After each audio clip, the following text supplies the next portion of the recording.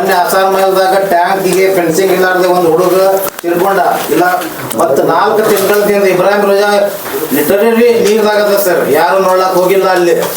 ಇಂಥ ಸಿಚುವೇಶನ್ದಾಗ ತಮ್ಮ central government department ಅದು ಅಲ್ಲಿ ಏನೇನೂ ಆಗಿಲ್ಲ, ಯಾರು ನೋಡಕ್ ತಾವು ಒಂದು ಸಿರ ಬಜೆಟ್ ಮಾಡಿಲ್ಲ. ಅಲ್ಲಿ IGMP ತಾವು ವಿಸಿಟ್ ಮಾಡಬೇಕಾಗಿತ್ತು. ಅದ್ರ ಬಗ್ಗೆ ಏನ್ ಮಾಡ್ತೀರಿ? ಈಗ ಸಿಚುವೇಶನ್ ಫಸ್ಟ್ ಅದೇ ಬಿಜಾಪುರ. ಆಯ್ತು, ನಾಳೆ ನಾನು ನೀವು ಇಬ್ರು ಕೂಡ ಹೋಗ್ಬಿಡೋಣ. ನನಗೆ ಅಧಿಕಾರ ಬಂದ್ಮೇಲೆ ನಾನು ಹೋಗ್ತೀನಿ ಸರ್, ಅದು ಏನು ಇದು ಇಲ್ಲ. ಅಲ್ಲ, ಅಧಿಕಾರ ನಮ್ಗೆ ಅದ ರೀ, ಅಧಿಕಾರ ಇಲ್ಲ ಎಲ್ಲಿ ಅದ ತೋರಿಸ್ಬೇಕಲ್ಲ ನೀವು. ಇಲ್ಲ, ಈ ಸಿಚುವೇಶನ್ ಫಸ್ಟ್ ಅದ. ಅಲ್ಲ, ನಾನು ಒಪ್ಕೊಂಡೆ ನೋಡ್ರಿ. ನಾನು ನಿಮ್ಮ ಪತ್ರಿಕೆಯಲ್ಲಿ ಇಸ್ಲಾಮಿಕ್ ಮಾನ್ಯುಮೆಂಟ್ ಅದ ಅಂತ ಏನಂತಾರ, ಯಾರು MLA ಹೋಗುದಿಲ್ಲ, ಸೆಂಟ್ರಲ್ ಗವರ್ಮೆಂಟ್ ಹೋಗುದಿಲ್ಲ, ಯುನೆಸ್ಕೋ ವರ್ಲ್ಡ್ ಹೆರಿಟೇಜ್ ದಾಗ ಬಂದಿಲ್ಲ ಬಿಕಾಸ್ ಆಫ್ ಇಸ್ಲಾಮಿಕ್ ಮಾನ್ಯುಮೆಂಟ್. ಈ ತರ ಹಂಗೇನಿಲ್ಲ ನೋಡ್ರಿ.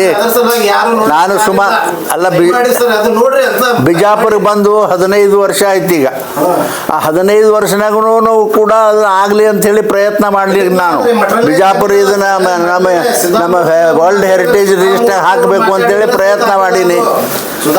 ನೋಡೋಣ, ಇವತ್ತು ಏನ್ರ ಮಾಡಿ ಸೇರಿಸೋನ್ ತಡ್ರಿ ಸಾಹೇಬ್ರ. ನಿರ್ಲಕ್ಷ್ಯ ಅದಕ್ಕೆ ಅದು ಮಾಡ್ತಾರೆ. ಅಲ್ಲ ಪಾಪ ಅವ್ರು ಹೇಳ್ತಾರ, ಪಾಪ ನಿರ್ಲಕ್ಷ್ಯ ಅವ್ರು ಯಾಕೆ ಮಾಡ್ತಾರ? ನಿರ್ಲಕ್ಷ್ಯ ಅಂದ್ರೆ ಎಲ್ಲಾನು ಅಲ್ರಿ.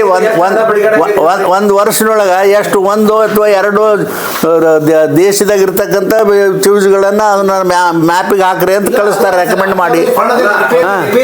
ರಿಪೇರಿ ಅದು ಮಾಡಿಸ್ಬೇಕು. ಕೋಟೆ ನಿನ್ನೆ ಕುಸಿದು ಬಿತ್ತರಿ. ನಿನ್ನೆನೆ ಸಂಪೂರ್ಣವಾಗಿ ಹಾಳಾಗಿ ಹೊಂಟದ. ಅದನ್ನ ಕಾಪಾಡೋ ನಿಟ್ಟಿನಲ್ಲಿ ಯಾವ ಒಂದು ಇದನ್ನು ತಗೊಂಡಿಲ್ಲ ನಮ್ಮ ಸಂಸದರು ಅನ್ನೋ ಆರೋಪಗಳು ಕೇಳಬರಾಗ್ತಾವ್ರಿ. ಆರೋಪಗಳು ಮಾಡ್ತಾರೆ ಸಾಹೇಬ್ರ, ಇಲ್ಲ ನಾವೇನು ಅನ್ನೋದಿಲ್ಲ. ಇದು ನಬಾರ್ಡ್ ಹ್ಯಾಂಗ ಇಂಪಾರ್ಟೆನ್ಸ್ ಅದ, ಅದೇ ರೀತಿ ಇದನ್ನು ಇಂಪಾರ್ಟೆಂಟ್. ಈಗ ಅದನ್ನ ಮಾಡನ್ರಿ. ಈಗ ನೋಡ್ರಿ, ಬಂದು ನನ್ನ ಮೇಗ ಆರಾಮಿಲ್ಲ, ಈಗ ಕಾಲು ಸರಿ ಇಲ್ಲ ನಂದು.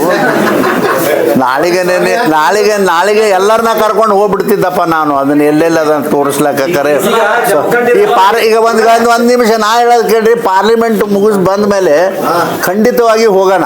ಎಲ್ಲೆಲ್ಲಿ ಮಾನ್ಯುಮೆಂಟ್ ಏನೇನಾಗ್ಯದ ಎಲ್ಲದನ್ನ ನೋಡ್ಕೊಂಡ್ ಬಂದು ಇದನ್ನ ರಿಪೋರ್ಟು ಕೇಂದ್ರ ಸರ್ಕಾರಕ್ಕೆ ಕಳಿಸ್ತಕ್ಕಂಥ ಜವಾಬ್ದಾರಿ ನಾ ತಗೋತೀನಪ್ಪ.